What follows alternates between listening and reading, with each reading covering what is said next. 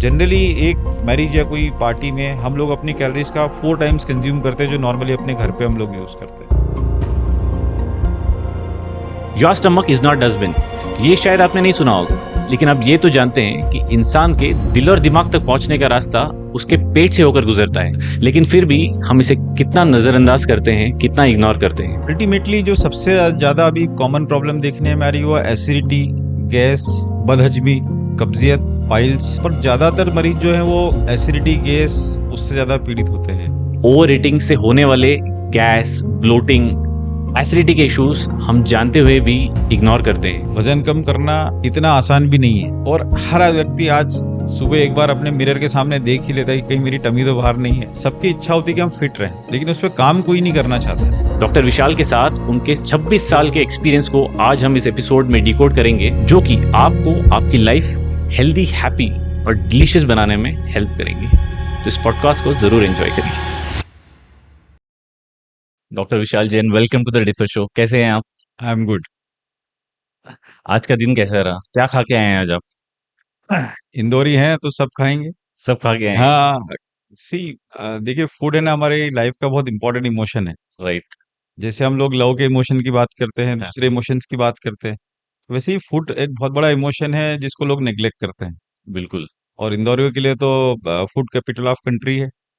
अच्छा, आपने तो घोषित ही कर दिया आज हाँ है, फूड ये तो कैपिटल ऑफ अनडाउटेडली है। कंट्री। न केवल स्वच्छता में नंबर 1 है, खान पान में भी नंबर 1 है।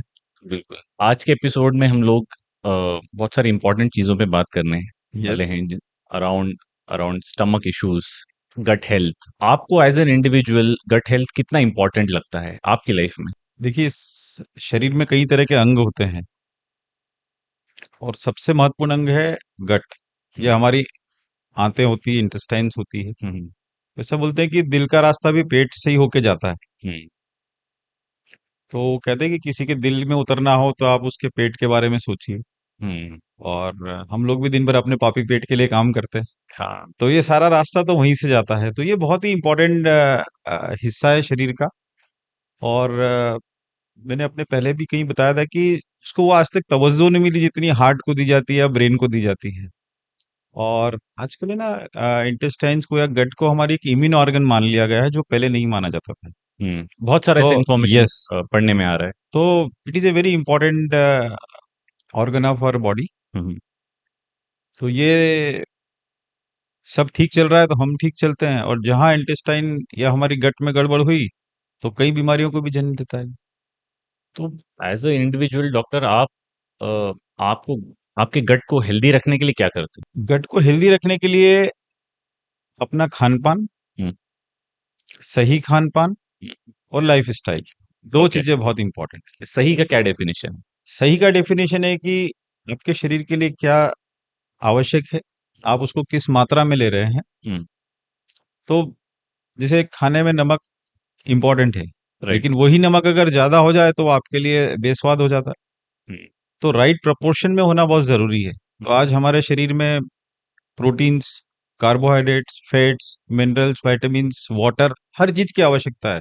राइट। लेकिन there should be a proper balance balance. Of everything. Okay. You specialize in gastro, yes stomach related, जी। फैम राइट?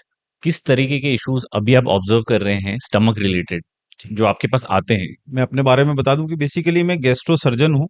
हम्म, जो हम पेट के ऑपरेशंस करते हैं और पेट के मरीज भी देखते हैं। अल्टीमेटली जो सबसे ज्यादा अभी कॉमन प्रॉब्लम देखने में आ रही है वो एसिडिटी, गैस, ओके। बदहजमी, हम्म, कब्जियत, पाइल्स, हम्म, जिसको बवासीर भी बोलते हैं हिंदी हम्म। में। तो ऐसे कई बीमारियां हैं जो इससे रिलेटेड आती है। तो पर ज्यादातर मरीज जो है वो एसिडिटी, गैस उससे ज्यादा पीड़ित होते हैं। तो इसका रेट बढ़ गया है अभी काफी। हाँ, काफी बढ़ गया है। तो जैसे मैंने शुरुआत में बात में किया कि एक अपने खान पान का रोल है और साथ में हमने लाइफस्टाइल की बात की। हम्म, आजकल हमारी लाइफस्टाइल काफी स्ट्रेसफुल हो गई। हम्म, हम हर चीज के लिए भाग दौड़ कर रहे हैं, हमारे पास समय ही नहीं अपने खुद के लिए। तो इस भाग दौड़ में, आपाधापी में हम अपना पेट का ही ध्यान रखना भूल जाते हैं। हम्म, और ये स्ट्रेस हमें फिर ये प्रॉब्लम्स को क्रिएट करती है, क्योंकि हमारी बॉडी में स्ट्रेस होता है तो एसिड का सीक्रेशन ज्यादा होता है। एसिड का सीक्रेशन ज्यादा होता है तो डेफिनेटली एसिडिटी या गैस का प्रॉब्लम हमें होने लगता है। तो ये एक हमारी लाइफ़स्टाइल रिलेटेड है। तो आजकल हमारा मेनली फ़ोकस यही हो गया है कि हम लाइफ़स्टाइल को बेटर करने की कोशिश करें, हुँ, जो हम आगे बातचीत में अपने बारे में हुँ। बात करेंगे। स्ट्रेस के अलावा और कौन से फैक्टर्स आप देख रहे हैं जिसके कारण से स्टमक हेल्थ पे बहुत ज़्यादा फ़र्क पड़ रहा है या नेगेटिव इम्पैक्ट हो रहा basically quality of food which we are consuming. है? ओके। तो आज जो हम क्या खा रहे हैं वो इम्पोर्टेंट है, हुँ, कहाँ से खा रहे हैं वो इम्पोर्टेंट। आजकल ज़माना जैसे मैंने बोला मॉडर्न लाइफ़स्टाइल है और फ़ास्ट हो गई, हमें सब कुछ फ़ास्ट चाहिए, हुँ, 10 मिनट्स डिलीवरी। राइट। तो ये जो क्विक कॉमर्स का ज़माना आया है, तो उसमें हमारा फ़ास्ट फूड नाम ही जैसा बोला गया है। अब इतनी फ़ास्ट अगर सुपर कोई फ़ास्ट फूड हो आ रहा गया है, है। सुपर फ़ास्ट हो गया है। उस चक्कर में ज़्यादा ऑयली होता है, ज़्यादा स्पाइसी होता है, उसमें फैट कंटेंट ज़्यादा होता है। तो ये अगर हम अधिकता में कंज़्यूम करेंगे तो प्रॉब्लम है। पर कर ओकेजनली आप सकते हैं, ऑकेजनली आप सिर्फ़ ऑकेजनली कर एन्जॉय कर सकते सकते हैं। देखिए लाइफ़ में हैं। वो वैसे जैसा भी मैंने करेंगे। कि बहुत सारे इमोशन थे, उसमें फूड भी इमोशन है। हुँ, नेचुरली ये सब चीज़ें काफ़ी टेस्टी भी होती है और अच्छी भी लगती हैं। हुँ, लेकिन there is limit of everything. Hmm, this same time कि अगर हमारा बैलेंस प्रॉपर है, जैसा मैंने शुरुआत में बात किया कि आप अगर अपनी रेगुलर लाइफ़स्टाइल में फ्रूट्स का, सैलेड्स का, ग्रीन वेजिटेबल्स का और टाइमली फूड का ध्यान रखते हैं, तो ऑकेजनली ये सारी चीज़ें आप एन्जॉय कर सकते हैं। लेकिन आप राइट। डेली पिज़्ज़ा, बर्गर या कचौरी, समोसा नहीं खा सकते। कचौरी समोसा हेल्दी ऑप्शंस में आता है। We can not label it's a healthy but yes definitely it's good for the occasionally taste. आप खा सकते हैं, ऑकेजनली सब खा सकते हैं, प्रोवाइडेड कि बाकी चीज़ों भी आप रेगुलरली साथ में ले फॉलो रहे कर रहे हैं, हैं। हुँ, हुँ, कि अपना टाइमली फूड है आपका। हुँ, हुँ, आपका फूड का एक टाइम टेबल होना चाहिए कि आप ब्रेकफास्ट को स्किप ना करें। मैं कोई आपसे नई बात नहीं कर रहा हूँ। हुँ, ये राइट। सब हमें हम नोन जानते है, भी हैं, करेक्ट। लेकिन हम इसको फॉलो करना भूल जाते हैं। तो मैं उसको री-एम्फसाइज़ एक बार कर देता हूँ, just for the benefit of hmm, everyone, कि हम ब्रेकफास्ट को कभी स्किप नहीं करें। It is most important meal of the day. Right. अपना लंच का टाइम होता है, हर जगह एक टाइम दिया हुआ है। आप बैंक में जाएँ, बोल देते हैं हमारा लंच टाइम है। हुँ, आपके ट्रांज़ैक्शंस रुक जाते हैं।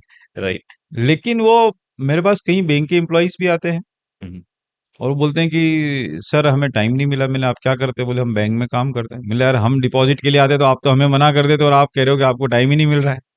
राइट। तो बैंक के द्वारा या आपकी जो भी इंस्टीट्यूट में, संस्था में उन्होंने एक लंच आवर्स दिए हैं।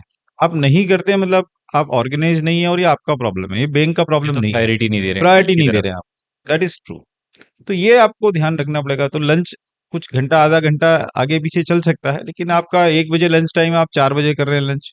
4 बजे लंच करेंगे, फिर आप चाय पे चाय पिए जा रहे हुँ, हैं बाय द टाइम। और लंच अगर आप लेट करेंगे तो डिनर आपका लेट नाइट होगा। डिनर लेट नाइट होगा और इमीडिएटली आप सोने चले जाएँगे। हुँ, तो आपको खाने को डाइजेस्ट होने का समय ही नहीं मिलेगा। करेक्ट।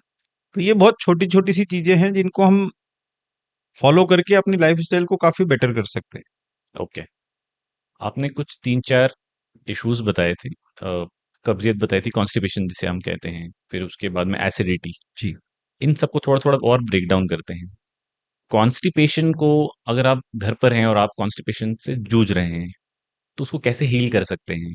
जी। क्या क्या लाइफ़स्टाइल चेंजेस करनी चाहिए या फिर कुछ मेडिसिन ऑप्शंस होते हैं क्या?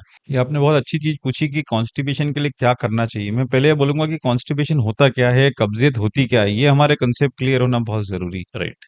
देखिए हर आदमी की बाउल हैबिट्स अलग-अलग होती है। हुँ, कोई दिन में 2 बार फ्रेश होने जाते हैं, वो उनके लिए नॉर्मल है। हुँ, कोई 2 दिन में 1 बार जाते हैं, वो उनके लिए नॉर्मल है। करेक्ट। तो आप 2 व्यक्ति को आपस में कंपेयर नहीं कर सकते। हुँ, फ्रेश होना मतलब हम जिसे मोशंस बोलते मोशंस की हैं। बोलता हूँ। Okay, right. तो ये इंडिविजुअल के लिए अलग-अलग हो सकता है। Hmm, but as long as he is feeling healthy and good, it is perfectly fine. Okay. तो ये कब्ज़ियत में जो हमारी मेडिकल टर्म्स में देखते हैं कि अगर किसी मोशन को हार्ड हो रहा है, किसी को मोशन, हुँ, या किसी को 3-4 दिनों तक मोशन नहीं हो रहा है, हुँ, तो वो एक कब्ज़ियत की श्रेणी में आता है। उन्हें काफ़ी प्रेशर लगाना पड़ रहा है या काफ़ी टॉयलेट में समय लग रहा है, हुँ, तो ये कब्ज़ियत की श्रेणी में आता है। ओके। तो पहले तो हम डिफाइन करें कि हमें प्रॉब्लम है। हुँ, जब हमें लग गया कि हमें कब्ज़ियत है, तो सबसे पहले हमें अपने फूड हैबिट्स की तरफ देखना चाहिए कि वो कहाँ पे हम गलती कर रहे हैं जिससे कि ये कब्ज़ियत का प्रॉब्लम हो रहा है। राइट। और उसको ठीक करने के बाद भी अगर आपको नहीं ठीक होता है, तो फिर आपको एक डॉक्टर से या सर्जन से कंसल्ट करना बहुत आवश्यक है। तो वो ओके, आपको सिम्पटम्स के आधार पे आपको गाइड करेंगे कि what is right for you. जहाँ तक घर वाली बात करते हैं, जो अपने लाइफ़स्टाइल की बात करते हैं, कि हमारा फाइबर का इंटेक ज़्यादा होना चाहिए खाने में। फाइबर का इंटेक फ्रूट्स में, सैलेड्स में, ग्रीन वेजिटेबल्स में और वाटर। हम्म, हमारा शरीर 70% पानी से बना हुआ है, हम्म, ये सब हम लोग जानते ही हैं। राइट। लेकिन कई लोग पानी बहुत कम पीते हैं। अब बोले हमें पानी पीने का ही समय ही नहीं मिलता। देखिए ये इतना नेचुरल है कि इसकी सबसे ज्यादा हमें आवश्यकता है, वो सबसे कम कंज्यूम कम करते हैं हम कंज्यूम लोग। करते हैं। राइट। हमें समय ही नहीं मिलता, हम पानी पीना भूल जाते हैं। तो ये तो हमारी खुद की लापरवाही बोल सकते हैं हम। तो हमें इन चीजों का सबसे पहले ध्यान रखना चाहिए। एक फिजिकल एक्टिविटी होती है कि आप कोई फिजिकल एक्टिविटी करें। आप अगर मूवमेंट करेंगे तो आपके इंटेस्टाइन्स मूवमेंट करेंगे, इट इज सो नेचुरल। तो लोग एक्सरसाइज भी नहीं करते हैं। अब आप जैसे आजकल जिम के बारे में काफी आता है कि हमें जिम ज्वाइन करना है, तभी कुछ हो ट्रेंड जाएगा। ट्रेंड में है। तो आप एक ऐसी फिजिकल एक्टिविटी चूज करें जो आपके लिए सूटेबल हो, फिजिबल आपके शेड्यूल में भी बैठ आपके सके। शेड्यूल में हो सकती हो, आपकी लाइफ स्टाइल, आप इसको लंबे समय तक कर सके। जिम जाने में कोई बुराई नहीं है, इट इज वेरी गुड। लेकिन कंसिस्टेंसी। अगर आप रेगुलर उसको कर पा रहे हैं तो मैं सबको ये सलाह देता हूँ कि ऐसी एक्टिविटी चूज करें जो आपको स्वयं पसंद हो। आप चाहे उसके लिए वॉक कर सकते हैं, आप उसके लिए साइकिल चला सकते हैं, आप योगा कर सकते हैं, आप स्विमिंग कर सकते हैं, आप बैडमिंटन खेल सकते हैं, आप कोई स्पोर्ट चूज कर सकते हैं, या आप जिम ये बहुत सारे चॉइस आपकी। ऑप्शंस हैं। बट आपके लिए 40 से 45 मिनट का समय खुद के लिए होना चाहिए। हम्म, तो एक मैंने फूड पे बात किया कि आपकी क्वालिटी ऑफ फूड में फाइबर्स का इंटेक बढ़ाएं, वाटर का इंटेक बढ़ाएं, साथ में अपनी एक फिजिकल एक्टिविटी को डे टू डे लाइफ में करें। तो न केवल इससे आपकी कब्जियत ठीक होगी, आपकी कई और प्रॉब्लम्स में भी आपको रिलीफ मिलने लगेगा। क्या एज ए डॉक्टर आपको लगता है कि कॉन्स्टिपेशन को हम लेमन या आम आदमी जनरली इग्नोर करते हैं, तो आइडेंटिफाई नहीं कर पाता कि हाँ ये प्रॉब्लम एक्चुअली मुझे है? वो it becomes part of their life, उनको ऐसा लगता है, यूज टू हो जाते हैं। यूज टू हो जाते हैं। हाँ। एंड देन फिर क्या होता है कि हमारे एडवर्टीजमेंट्स काफी आते हैं। हाँ। तो वो इसबगोल पाउडर है, हाँ। पेट सफा हर रोग दफा, या कई ऐसे चूर्ण आते हैं, ऐसी कई चीजें हैं। तो वो हम वो सब खाना पसंद कर लेंगे, हम जो क्विक दवाइयां फिक्स। लिखेंगे, हम्म। जो हम दवाइयां लिखेंगे वो लेना पसंद है। राइट। लेकिन जो मैंने आपको अभी कुछ देर पहले लाइफ स्टाइल के और खान पान के बारे में बताया था, वो लोग कोई जो सुनना नहीं नेचुरल चाहते, तरीके हैं, वो सुनना आसान नहीं तरीके चाहते, हैं। सुनना नहीं करेक्ट। चाहते और करना नहीं चाहते, क्योंकि अपनी शुरुआत में ही बात हुआ कि मॉडर्न लाइफ स्टाइल है, everything is fast, you want fast relief. तो आप तो सर अच्छी दवाई लिख दो, महंगी भी लिख दो तो चलेगा। That's the problem. Right. Acidity के बारे में बताइए कि एसिडिटी, अब इसमें मुझे लगता है कि दो तरीके से लोगों को होता है। जी एक होता है कि आप कम खाते हैं या आप खाली पेट होते हैं तब भी आपको एसिडिटी हो जाती है, और एक होता है शायद फूड, उस तरीके के फूड हैबिट्स आपके जी होते हैं कि आप बहुत तीखा खाते हैं, जी स्पाइसी खा रहे हैं, ऑयली खा रहे हैं, उससे भी हो जाती है। जी। तो ये बहुत ही इंपॉर्टेंट टॉपिक है। जैसा मैंने शुरू में बताया कि काफी पेशेंट्स आते हैं जो एसिडिटी या गैस की प्रॉब्लम के लिए। तो ये बहुत बड़ा स्पेक्ट्रम है। हम्म, ब्लोटिंग किसी को होती है, किसी को ऐसा लगता है खाना ऊपर चढ़ रहा है, किसी को खट्टी डकारें आ रही है, किसी को गले या छाती में दर्द हो रहा है, किसी को लग रहा है पेट फूल रहा है। तो ये एक एसिडिटी या गैस के स्पेक्ट्रम में अपन इसको रख सकते हैं। ओके। कई लोगों को फूड रिफ्लक्स होता है जिसको गर्ड बोलते हैं, GRD। हम्म। सो वो सब भी एक इसी एक, तो मैं इन सभी को एक ही में लेने की कोशिश करता हूँ कि ये एक ओके। ही स्पेक्ट्रम में चूंकि आते हैं। एसिडिटी का मतलब कि एक तरीके से आम भाषा में हम समझे कि एसिड का प्रोडक्शन ज्यादा हो रहा है हमारी बॉडी में। हम्म। एसिड हमारे बॉडी के लिए बहुत इंपॉर्टेंट है क्योंकि ये डाइजेशन में हमें हेल्प करता है। जो हम फूड लेते हैं उसके राइट। डाइजेशन के लिए हेल्प करता है। It is a important thing in our life. लेकिन एक्सेस हर चीज की खराब होती है। करेक्ट। तो एसिड अगर अधिक हो रहा है तो इसमें लिए प्रॉब्लम होती है। तो एसिडिटी के पेशेंट्स के लिए जो सबसे पहले, जैसे हमने कब्जियत में बात करी, इसमें भी हमारा खान पान का रोल आता है और हमारी लाइफ स्टाइल का रोल आता है, और इसमें स्ट्रेस का रोल भी बहुत इंपॉर्टेंट है। ओके। तो that is also a important aspect for acidity stress problems. से भी एसिडिटी होता है। यस, स्ट्रेस से भी एसिडिटी होती है, क्योंकि जितना हम स्ट्रेस रहेंगे उतना हमारा हार्मोन्स का सीक्रेशन होगा, उतना ही एसिड का सीक्रेशन होगा। एसिड का सीक्रेशन ज्यादा होगा तो फिर हमें एसिडिटी का प्रॉब्लम होगा। तो इसमें एसिडिटी के लिए कुछ 3-4 सिंपल टिप्स है जो मैं देता हूँ। ओके। तो वो उनके लिए काफी डेली हेल्पफुल लाइफ होना में हेल्प चाहिए। होगा। पहला और बहुत अच्छा ट्रीटमेंट है एसिडिटी के लिए कि कभी खाली पेट ना रहें। हम्म, एसिड का काम होता है खाने का डाइजेशन करना। हम्म, उसको तो ब्रेक डाउन एसिड को करना। क्या करेक्ट। चाहिए? खाना। खाना। मैं डॉक्टर हूं, मुझे मरीज चाहिए। टीचर को स्टूडेंट्स चाहिए। दुकानदार को ग्राहक चाहिए। करेक्ट। हर व्यक्ति को जीवन में काम चाहिए, और खाली दिमाग शैतान का घर होता है। तो आप अगर एसिड को बिजी रखेंगे तो वो खाने को डाइजेस्ट करते रहेगा, आपको परेशान नहीं करेगा। It is so simple. Correct. So keep eating at regular intervals, that is most important. Okay. तो आप हर 3 से 4 घंटे में कुछ न कुछ खाते रहें। हम्म। तो वही मैं एक बार रिपीट कर देता हूँ कि ब्रेकफास्ट आप जरूर करें, 3 से 4 घंटे के बाद लंच हो, फिर लंच और डिनर के बीच में कुछ आफ्टरनून स्नैक्स भी होना जरूरी है।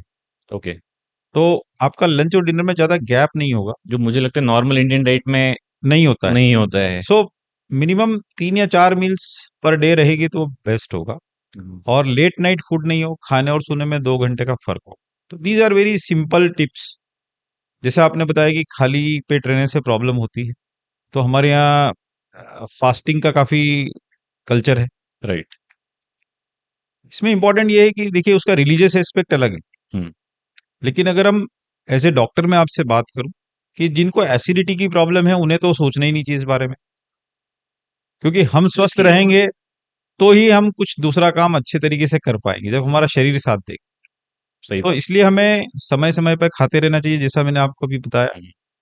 साथ ही साथ क्वालिटी ऑफ फूड, कि ज्यादा ऑयली फूड, ज्यादा स्पाइसी फूड, ज्यादा मिर्ची मसाले का है, या ज्यादा फास्ट फूड है, ज्यादा बाहर का फूड है, तो ये एक्सेस में हमें प्रॉब्लम क्रिएट कर सकता है।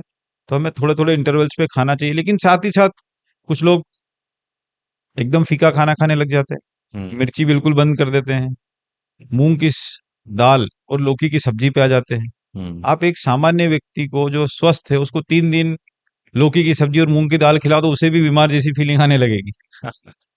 तो कहने का मतलब है कि एक्सट्रीम हर चीज का खराब है। सही बात। तो we should have a proper balance balance of. Of yes, all the yes, things. Yes. Okay. अभी आपने जीआरडी के बारे में बताया। सो जीआरडी जनरली होता क्या है? What type of issue it cause in the body? GRD को हम हमारे मेडिकल भाषा में गैस्ट्रो इसोफेजियल रिफ्लक्स डिसीज बोलते हैं। ओके। जो ईसोफेगस और स्टमक होता है, ईसोफेगस हमारा फूड पाइप फूड होता है पाइप होता है। और स्टमक हमारा उसके नीचे होता है। तो जनरली जो एसिड हमारा प्रोडक्शन होता है वो स्टमक में होता है, और वहीं पे फूड स्टोर होता है जो हम खाते हैं, और वहीं पे उसका डाइजेशन ब्रेक होता डाउन है, भी होता है, ब्रेकडाउन भी करेक्ट। वहीं होता है। ईसोफेगस से फूड ट्रेवल करके स्टमक में आता है, तो वहां पे वॉल होता है which is a one way wall, जो खाने को ऊपर से नीचे आने देता है, लेकिन नीचे से ऊपर जाने से उसको रोक देता है, वो वन वे वॉल बंद हो जाता है। ओके। जिन लोगों का ये वॉल लूज होता है उसको हम एक टर्म बोलते हैं हाइटस हर्निया। ओके। तो उस हाइटस हर्निया के कारण या वॉल लूज होने के कारण, जिसको जीआरडी कहा जाता है, कि एसिड का रिफ्लक्स होता है ईसोफेगस में। हम्म। तो एसिड बना हुआ है स्टमक के लिए और वो जा रहा है ईसोफेगस में, तो वो हमें वहां पे जलन की प्रॉब्लम क्रिएट कर सकता है, या बर्निंग इन चेस्ट हो सकता है, या ओके। कई लोगों को खट्टी डकारें आती है, मुंह में खट्टा खट्टा पानी आने लगता है। ओके। इनफैक्ट कई लोगों को उसके कारण थोड़ा वॉइस के इश्यूज भी, आवाज में भी बदलाव आने लगता है। अच्छा। ओके। या कई लोग बोलते हैं कि हाँ, हमारी गैस सिर में चढ़ गई है, या हाँ हमें हाँ। तो हेडेक भी होने लगता है। तो ये सब जीआरडी या हाइटस हर्निया या रिफ्लक्स के कारण प्रॉब्लम्स हो सकती है। तो ये जीआरडी के बारे में ये होता ओके। कोई ऐसे इंस्टेंसेस या केस स्टडीज आपके पास या फिर ऐसे कोई पेशेंट के केसेस आते हैं जिसमें बहुत एसिडिटी या कॉन्स्टिपेशन बहुत क्रॉनिक हो जाता है? है। यस। जैसे जीआरडी भी जनरली क्रॉनिक ही होता है, और कई लोगों को इसका अंदाजा ही नहीं होता कि उन्हें जीआरडी की प्रॉब्लम है और वो परेशान होते रहते हैं। मतलब GRD is basically chronic stage he chronic, होता है। हाँ, मोस्टली। हम्म। तो जैसा अभी हमने सिम्टम्स के बारे में बात किया कि यहाँ पे छाती में जलन होती है, छाती में दर्द होता है। तो जनरली आजकल क्या होता है कि हम एक तो ओवर द काउंटर मेडिसिन ले लेते हैं, और हम्म। दूसरा हमारा ये मोबाइल से जो गूगल डॉक्टर है हम्म। उस पे हम सर्च करना शुरू करते हैं और मेडिसिन ले लेते हैं। बट मैं आप सब लोगों को एक चीज बताना चाहता हूँ कि जो से छाती में दर्द या जलन होता है मोस्टली गैसेस के कारण होता है, जीआरडी के कारण होता है। हम्म। लेकिन छाती में या चेस्ट पेन जो होता है वो हार्ट प्रॉब्लम्स के कारण भी हो सकता है। हो सकता है। तो अभी हाल ही में कुछ दिन पहले एक हमारे पेशेंट्स को दिखा हमने, 20 साल का लड़का, और उन्होंने कहा कि मुझे छाती में काफी दर्द चेस्ट या पेन हो जलन रहा हो है। रहा है, ओके। हम्म। सीवियर जलन हो रहा है। जनरली 20 साल के व्यक्ति में आप एसिडिटी के बारे में ही फर्स्ट सोचते हैं, तो उन्होंने भी वही सोचा। कार्डियक का हाँ, तो नहीं कार्डियक सोचते हैं 20 इतना साल में, जल्दी। अगर यही अगर 60 या 70 साल के व्यक्ति में होता तो आप कार्डियक कार्डियक पहले के बारे में सोचेंगे। पहले सोचेंगे। तो वो उसके लिए उन्होंने पहले एसिडिटी का टैबलेट ले लिया, एसिडिटी के लिए सिरप ले लिया, लेकिन जब हमने एग्जामिन किया तो I found it it is out of proportion, कि वो दर्द काफी ओके। ज्यादा है। हम्म। तो फिर हम लोगों ने उसको तुरंत ईसीजी किया और बाकी टेस्ट किया, और उसमें 20 साल के व्यक्ति में हार्ट का प्रॉब्लम आया। ओके। तो जो मैसेज मैं आप लोगों को देना चाहता हूँ कि अपने स्वयं के डॉक्टर ना बने, हम्म। गूगल डॉक्टर ना बने, क्योंकि हर पेशेंट अलग होता है। तो डॉक्टर उनके अपने अनुभव के आधार पे, उनके सिम्टम्स के आधार पे डिसाइड करता है और कुछ जांचें सजेस्ट करता है। उसके आधार पे हम नतीजे पे आते हैं कि भाई देखिए, आपको अगर मिस्टेक करना है ना, तो टू और on the side of over investigation, correct.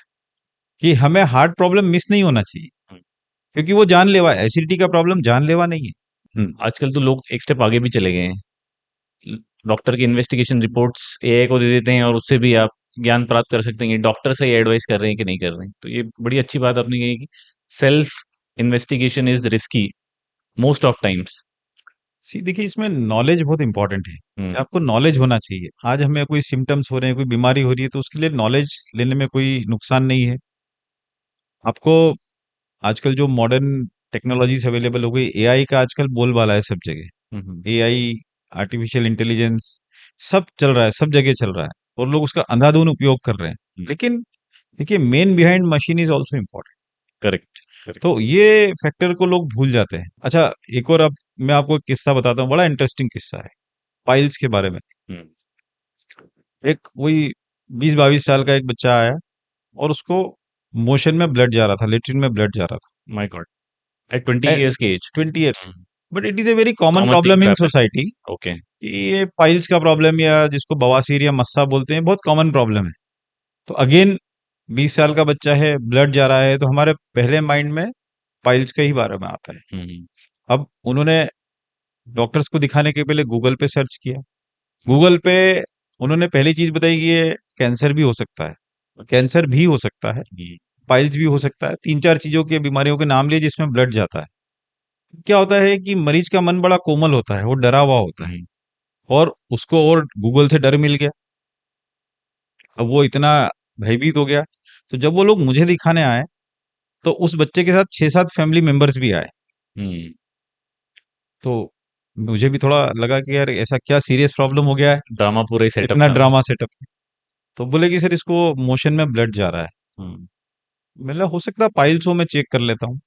तो उन्होंने कहा कि सर, हम आप दूसरे सेकेंड डे आज हमारा, और हम 7वें सर्जन को दिखा रहे हैं, seven, I am the 7th surgeon जिसको दिखा रहे हैं। पर हम रियली। 6 सर्जन को ऑलरेडी दिखा चुके हैं। हम्म। तो मैंने, ठीक है, तो मैं भी थोड़ा और कॉन्शियस हो गया कि आप 6 सर्जन को दिखाने के बाद मुझ, अब सॉल्यूशन नहीं है आपके पास मतलब। हाँ। तो फिर मैंने उस बच्चे से बात किया, ये किया, तो बोले सर, मुझे ब्लड जा रहा है 8-10 दिनों से, और ऐसा ऐसा आता है, और मैंने गूगल पे चेक किया है कि ये कैंसर हो सकता है। तो मैंने कहा कि आप मुझे चेक करने दीजिए, then I will be able to tell you. Hmm. मैंने एग्जामिन किया, it was a routine piles problem, जो सोसाइटी में काफी कॉमन है, वही वाला प्रॉब्लम था। ओके। तो उनके फैमिली मेंबर्स ने कहा कि सर, आपके अलावा भी जो बाकी सर्जन थे उन्होंने यही बताया, लेकिन ये चूंकि गूगल पे सर्च कर चुका है, तो ये इतना घबराया और ये मानने को तो तैयार नहीं। तैयार ही नहीं है। तो मुझे उनको 15 मिनट काउंसलिंग करना पड़ा। उसके बाद जाके वो बच्चा थोड़ा शांत हुआ, उसको लगा कि डॉक्टर भी ठीक बोल सकते हैं गूगल के अलावा। तो ये आजकल हमारी रियलिटी है। तो प्रॉब्लम ये है कि लोग आजकल जो ऑनलाइन देखते हैं उस पर ज्यादा बिलीव करते हैं। तो इसमें एक्सपीरियंस भी मैटर करता है। टाइम के पहले इन्फॉर्मेशन मिलना भी यस, खतरनाक गूगल ने देखा जाए तो कुछ गलत नहीं बताया। भाई, ये कैंसर का भी लक्षण हो सकता है अगर मोशन में ब्लड जा रहा है, लेकिन आपको पूरे कंटेक्स्ट में देखना पड़ेगा, है। पूरी स्टोरी समझना पड़ेगी। तो एक हमारे मेडिकल में एक जनरल चीज होती है कि आप कोई भी पेशेंट आता है, पहले इससे आप 2 मिनट बात करिए, उसके सिम्टम्स के बारे में जानिए, उसको हम एग्जामिन लोग हिस्ट्री करिए, समझते हैं, सिम्टम्स हिस्ट्री समझते हैं। ये हमारा बेसिक है मेडिकल का। आजकल हमारे पास उल्टा हो गया है, हमारे पेशेंट्स के लिए हमारे लिए समय नहीं है। हमारे पेशेंट आते हैं सोनोग्राफी या सीटी स्कैन करा के, हम बोलते हैं बताइए आपको क्या तकलीफ है। वो बोलते हैं सर, आप ये सोनोग्राफी देख लीजिए। अगर सीटी स्कैन करा के आया है मरीज, तो वो तो हमसे बात ही नहीं करता, बोले सर आप पहले सीटी स्कैन देख लीजिए। तो फिर मैं उनसे पूछता हूँ कि भाई, आपको सीटी स्कैन का ट्रीटमेंट कराना है या आपका स्वयं का ट्रीटमेंट करवाना है। राइट। तो फिर वो थोड़े से कि यार, डॉक्टर से हमें बात करना चाहिए। तो हम उनके सिम्टम पहले समझते हैं, फिर एग्जामिन करते हैं, और फिर हम सिम्टम्स और एग्जामिनेशन की फाइंडिंग्स के आधार पे उसको हम इन्वेस्टिगेशन से कोरिलेट करने की कोशिश करते हैं। That is the right approach. Correct. तो what I am seeing is AI एक तरीके से चैलेंज बनते जा रहे हैं डॉक्टर्स के लिए। पर क्या एआई मेडिसिन फील्ड में, आपकी फील्ड में अभी हम लोग बात जी, करें स्पेशली स्टमक के अराउंड या गैस्ट्रो के अराउंड यूज हो रहा है, और वो कैसे हो रहा है? Definitely it is not a challenge, it is definitely helping us in our field as well. Hmm. लेकिन क्या होता है कि उसका सही यूज करना जरूरी है। हम्म। तो कोई भी नई टेक्नोलॉजी आती है, तो उसको आपको अडॉप्ट करना जरूरी है, उसको सही तरीके से यूज करना जरूरी है। हम्म। तो डेफिनेटली आज हमारे फील्ड में एआई का काफ़ी रोल आ गया है। आज जैसे रोबोटिक सर्जरी है, रोबोट्स आजकल काफ़ी हो हम्म, रहे हैं, तो रोबोटिक सर्जरीज़ आ गई है, मिनिमल एक्सेस सर्जरीज़ आ गई हैं। तो ऐसे कई तरह की एडवांस टेक्नोलॉजीज़ आ गई जिसमें मरीज़ का ही एडवांटेज है। हम्म, हम लोग उस टेक्नोलॉजी को अडॉप्ट कर रहे हैं और उसका एडवांटेज उन मरीजों को मिल रहा है। ओके। आपने मिनिमल एक्सेस सर्जरी के बारे में बताया, जिसे हम लोग शायद, if I am not wrong, minimum invasive surgery भी बोलते हैं। इसके बारे में थोड़ा-सा बताइए कि ये आप लोग कब प्रिस्क्राइब करते हैं? और जनरली आजकल इसका मुझे लगता है प्रोपोर्शन जो है वो बढ़ गया है, जी, क्योंकि टेक्नोलॉजी काफ़ी एडवांस हो जी। गई है। जैसे मिनिमल एक्सेस सर्जरी है या मिनिमली इन्वेजिव सर्जरी है, उसको हम की होल सर्जरी भी बोलते हैं या बटन ओके। होल सर्जरी भी बोलते हैं। Hmm, hmm. So you are looking like a through keyhole. Okay. So पहले क्या होता था कि ऑपरेशंस होते थे, हुँ, तो ओपन सर्जरीज हुआ करती थी। ओपन सर्जरीज में एक बड़ा चीरा पेट पे लगाया जाता था हुँ, हुँ, और उस बड़े चीरे से हम लोग पूरा एब्डोमेन को ओपन करते थे और जो भी डिसीज ऑर्गन है उसको रिमूव करते थे। हुँ, तो मरीज को एक बड़ा इंसिजन रहता था, उसकी रिकवरी में उसको काफी समय लगता था, हुँ, कंपेरेटिवली ज्यादा ब्लड लॉस होता था उसको, हुँ, हुँ, और एक एक दो दो महीने रिकवरी में लग जाते थे। हुँ, जो जैसे मैंने बताया कि टेक्नोलॉजी का एडॉप्टेशन, तो सबसे पहले मिनिमल इन्वेजिव या लैप्रोस्कोपी सर्जरी बोलते हैं जिसको। हुँ, हुँ, तो मिनिमली इन्वेजिव या मिनिमल एक्सेस सर्जरी के कारण, या जैसे की होल सर्जरी मैंने नाम बताया, तो हम पेट में छोटे छोटे होल्स बनाते हैं, ओके। 5 मिलीमीटर या 10 मिलीमीटर के होल्स बनाते हैं। उससे के थ्रू हम कैमरा और वर्किंग इंस्ट्रूमेंट्स अंदर डालते हैं, उससे हम ऑपरेशन करते हैं। ओके। तो जहां पहले 15 या 20 स्टिचेस का टांकों का ऑपरेशन होता था, आज एक या दो टांकों में वो ऑपरेशन होने लगा। तो मरीज की रिकवरी काफी फास्ट हो गई है, हुँ, हुँ, ब्लड लॉस बहुत कम होने लगा, और कॉस्मेटिकली आपको कुछ दिनों के बाद निशानी नजर नहीं आता कि आपका ऑपरेशन भी हो गया है। हुँ, तो डेफिनेटली टेक्नोलॉजी के एडवांटेजेस बहुत है, ओके। और मरीज की रिकवरी फास्ट होती है, वो अपने वर्क पे जल्दी जा सकता है, तो उसका वर्किंग डेज भी कम लॉस होते हैं, तो ये इकोनॉमिकली एक वायबल ऑप्शन भी हो गया है मरीजों के लिए। I was about to ask you that question, कि हम लोग मेडिसिन फील्ड के बारे में बात कर रहे हैं, जी, तो बहुत सारे ऑडियंस ऐसी होंगी जो जानना चाहेंगे कि minimal invasive surgery compared with something with stitches, yes. कौन सा ज़्यादा कॉस्टली होता है? और मुझे ये भी जानना है उसमें, टू पार्ट क्वेश्चन है कि क्या लोगों को डिसाइड करना चाहिए कि किस तरीके के सर्जन के पास जाना जी, चाहिए या इस तरह की सर्जरी करानी चाहिए? ये बहुत अच्छा पॉइंट आपने रेज किया है कि मुझे ऐसा लगता है कि एक फैमिली फिजिशियन होते हैं जो आजकल काफी कम हो हाँ, गए हैं, that was a very important हाँ, लिंक, ये ओल्ड ट्रेडिशन था हमारा। ओल्ड एडिशन था। घर में एक वो डॉक्टर हुआ आजकल करता है। शायद थोड़ा कम हो गया, बट मैं उनको बहुत इंपॉर्टेंट कड़ी मानता हूँ कि जो आपके आसपास के डॉक्टर जिन्हें आप बचपन से दिखा रहे हो, वो आपके बारे में काफी कुछ जानते हैं, हिस्ट्री पता है हिस्ट्री उनको पता है आपकी उन्हें। बॉडी की। तो आपको अगर कोई भी सिम्टम हो रहा है तो आप गूगल करने के पहले अपने फैमिली फिजिशियन को कंसल्ट करें।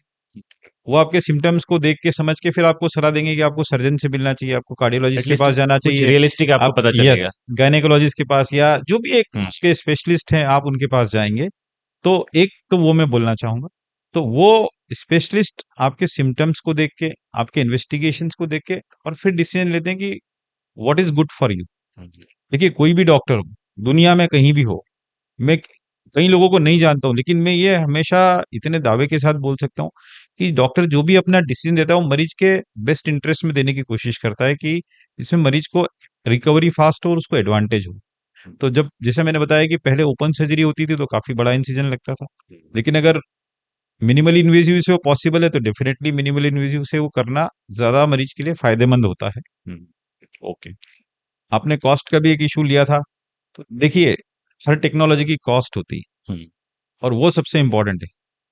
आज से हम अगर देखें कि आज हमारे पिताजी की शादी हुई थी या दादाजी की शादी हुई थी, तो वहां पे एक ढोल वाला आता था, कुछ रुपए में ढोल बजा के चले जाता था, हुँ, और फिर भी शादी हो रही थी। लेकिन आजकल वही हमारा डीजे हो गया है, आज हमारा पूरा सेट म्यूजिक डिज़ाइन सिस्टम्स आ होता गया, है। पूरा सेट डिजाइन हो गया है। तो डेफिनेटली आज भी शादी हो रही, पहले भी हुआ करती थी, लेकिन आज आगे इन चीजों को हमें यूज करना है तो हम उसके लिए आज खर्च कर रहे हैं। तो वैसे ही अगर हमें कोई नई टेक्नोलॉजी को यूज करना है तो टेक्नोलॉजी के चार्जेस तो डेफिनेटली आपको पे करना पड़ेंगे। तो ओपन की सर्जरी की कंपैरिजन में कुछ एक्सपेंसिव होता है मिनिमल एक्सेस सर्जरी, ओके, लेकिन हम इसके ओवरऑल अगर एडवांटेजेस देखते हैं, क्योंकि हमें दवाइयां कम यूज करनी पड़ रही है, हमारा ब्लड लॉस कम हो रहा है, और हमारे काम पे हम जल्दी जा रहे हैं, तो ओवरऑल देखा जाए तो ये कॉस्ट पेशेंट के लिए इफेक्टिव है। फ़ायदा ही है। फायदा ये कॉस्ट इफेक्टिव है।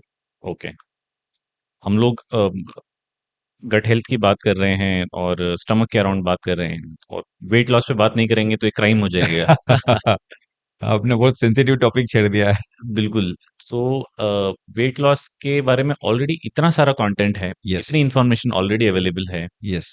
पर मुझे ऐसा लगता है कि इतने सारे मेथड्स हैं अवेलेबल, फिर भी वेट लॉस में लोग फेल क्यों हो रहे हैं? वजन कम करना इतना आसान भी नहीं है। अच्छा। तो और हर व्यक्ति आज सुबह एक बार अपने मिरर के सामने देख ही लेता है कि कहीं मेरी टमी तो बाहर नहीं है, हाँ। मैं कैसा दिख रहा हूँ। हुँ। तो ये जो एक सबकी इच्छा होती है कि हम फिट रहें, लेकिन उस पे काम कोई नहीं करना चाहता है। हुँ, हुँ। घूम फिर के बात वहीं आ गई कि fast food, first world, quick fix, हमें सब कुछ जल्दी चाहिए। तो प्रॉब्लम वहीं से शुरू हो रही है। आज हम बहुत सारे एडवर्टाइजमेंट्स देखते हैं, ठीक है? वो ऐसा लगता है कि कहीं पे मिसलीड भी होते हैं हम उन चीज़ों से। हुँ, ये प्रॉब्लम उनकी नहीं है, प्रॉब्लम हमारी है। वो हमें वही दिखा रहे हैं जो हम देखना चाह रहे हैं। हुँ। वो आपको कोई कॉन्क्रीट सॉल्यूशन देंगे तो आपको पसंद नहीं आएगा, क्योंकि आपको तो क्विक फिक्स वाला सॉल्यूशन चाहिए कि कुछ जल्दी कर दें, कोई क्रीम ऐसा लगा ले जिससे हम गोरे हो जाएं, तो वो तो 7 दिन संभव में। नहीं है 7 दिन में। तो वो प्रैक्टिकली पॉसिबल नहीं है। राइट। पर चूंकि हम वो चाह रहे हैं इसलिए वो हमें इन कैश कर रहे हैं उस चीज के लिए। तो वैसे ही जैसे वेट लॉस जो इंडस्ट्री है, वो कुछ चीजें ऐसी होती है कि आप उसी चीज को फोकस करना चाहते हैं, तो वैसे सॉल्यूशंस प्रोवाइड कर रहे हैं। हुँ, लेकिन जो वेट लॉस है, जैसा मैंने बताया कि एक बार वेट बढ़ जाता है तो कम होने के लिए हमें काफी मेहनत करना पड़ती है। जब तक आपका पसीना नहीं टपकेगा आपका वेट लॉस तो नहीं होने वाला है। प्रैक्टिकल है, प्रैक्टिकल है, so simple. Fact. So basically अगर हम ओबेसिटी की बात करें तो हमारे कैलोरी इम्बैलेंस के कारण होता है हुँ, कि जितनी कैलोरीज हम कंज्यूम कर रहे हैं और जितनी कैलोरी हमारी खर्च हो रही है, तो इसका बैलेंस अगर पॉजिटिव बैलेंस है तो हमारा वेट बढ़ेगा, नेगेटिव बैलेंस है तो हमारा वजन कम होने लगेगा। तो इसको मैं एक बहुत सिंपल एग्जांपल से बताना चाहूंगा कि जैसे हम लोग जब अपने अर्निंग डेज होते हैं हुँ, हुँ।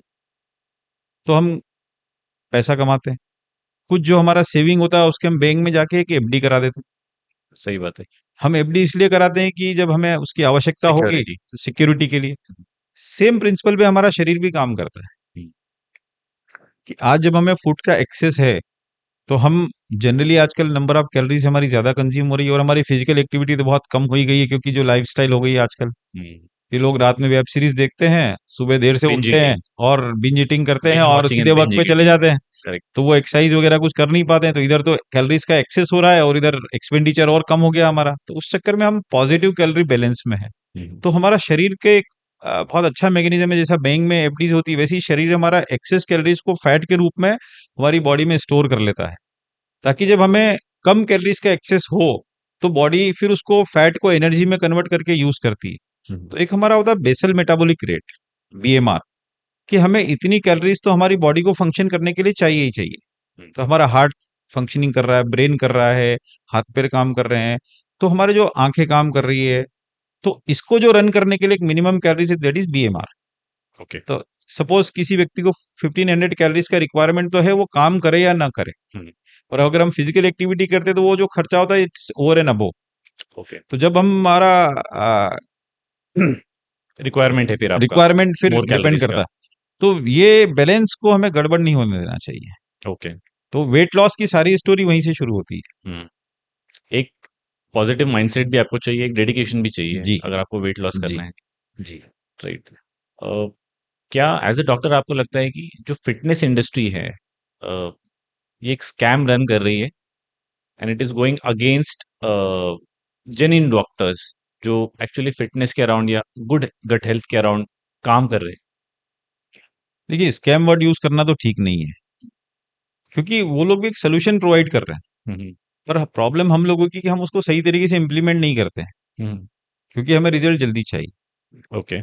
तो आप अगर जैसे आप जिम जाते हैं, एग्जाम्पल, जिम जाना बहुत अच्छा है, लेकिन प्रॉब्लम ये है कि एक तो आपको रिजल्ट क्विक चाहिए, दूसरा हर एक, जैसे आप कार चलाना सीख रहे हैं हुँ, तो आपको एक इंस्ट्रक्टर चाहिए, आप कार चलाने के बारे में बेसिक्स आप अंडरस्टैंडिंग रहेंगे, उसके बाद ही आप कार चला पाएं। आप जिम में अगर पहली बार गए हैं तो आपको मशीनों के बारे में फेमिलियर होना जरूरी है, किस एक्सरसाइज को किस तरीके से करना है वो बहुत इंपॉर्टेंट है, आपकी कौन सी मसल को आप टारगेट कर रहे हैं। तो ये सब एक जो वहाँ पे फिजिकल ट्रेनर्स होते हैं जो, वो बहुत अच्छे से आपको गाइड कर सकते हैं, आपको समझा सकते हैं। हुँ, तो अगर आप उनकी हेल्प लेते तो आपको सही गाइडेंस देंगे। तो इम्पोर्टेंट ये है। डाइट के बारे में आते हैं, आजकल कई जिम्स में डाइटिशियंस भी होती हैं, सप्लीमेंट्स वो तो वो सप्लीमेंट्स प्रमोट करते हैं, हाँ, आप तो सप्लीमेंट्स वो लीजिए। अल्टीमेटली आप सप्लीमेंट्स के बदले आप अपनी नेचुरल डाइट पे ज़्यादा फोकस करें। क्योंकि देखिए आज अगर हम अपनी भारतीय थाली की बात करेंगे तो उसमें दाल, रोटी, चावल, सब्जी, सलाद हुँ, सभी होता है। पूरा मिक्स्ड तो होता एक है, तरीके बैलेंस से तरीके वो से। देखा जाए तो एक साइंटिफिक थाली है अपनी। हुँ, उसमें एक प्रोटीन, कार्बोहाइड्रेट, विटामिन्स का एक नेचुरल मिक्स जो हमारे पूर्वजों ने, मुझे नहीं मालूम कि कौन से साइंस को देख के बनाया था, बट उन्होंने बना रखा है। बना रखा है, करेक्ट। लेकिन अब हमें उन्हें उसको इग्नोर करके हमें तो बस आप विटामिन की टैबलेट दे दीजिए, प्रोटीन के बड़े-बड़े महँगे वाले डब्बे हम लोगों को खरीदने में ज़्यादा वेजिटेरियन से अ, प्रोटीन डेफिशिएंट। हाँ, ज़्यादा लगता है कि हम ट्रेंडी हो रहे हैं कि हम तो प्रोटीन्स ले रहे हैं, हम कार्ब्स ले रहे हैं, हम ले रहे हैं। कहने का मतलब ये है कि आपको सुपरवाइज़ तरीके से करना है। आप चाहे डाइट पे जाएँ, आप चाहे फिज़िकल एक्टिविटी पे जाएँ, तो उस फ़ील्ड के एक्सपर्ट से सलाह लेना बहुत ज़रूरी है। हुँ, हुँ। तो ये सबसे इम्पोर्टेंट एस्पेक्ट मैं बोलना चाहूँगा।